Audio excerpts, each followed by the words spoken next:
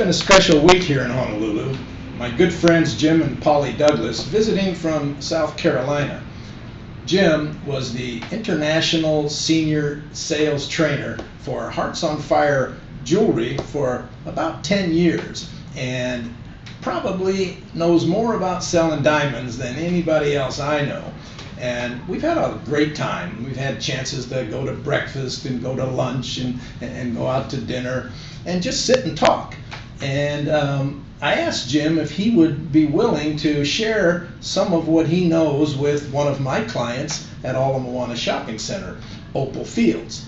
Jim was willing to do that. He did, and I really liked what he had to say, especially one part of it. And I asked him if he would be willing to be my guest here at this video series and be the first person to sit in my chair and share something with you. So that is exactly what is going to happen right now. Thanks, Ron. It was a real pleasure for me to be able to speak at one of your rallies.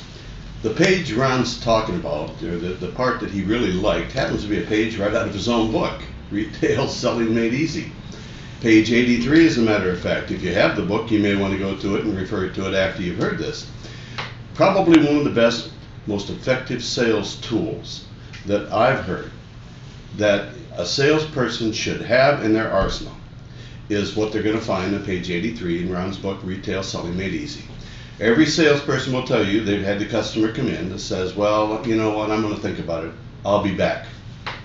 Ron has a wonderful response. And I've used it with many of my customers and my clients, and I've been told by every one of them their sales have gone from here to here when they actually put it into effect. And the tool is real simple. Every salesperson, it should be mandatory for every salesperson to have to respond to, well, I'm going to think about it with this response. Well, I understand, but having been in the business for as long as I have, I found that usually means something about this might not be right. What about this might not be right? That's an open-ended question that causes the customer to be able to reveal exactly what their thoughts are.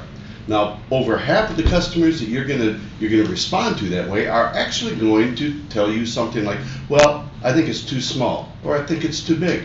That very customer was going to walk out of your door, probably holding your card that you gave them with the advice that if you want anything, give me a call.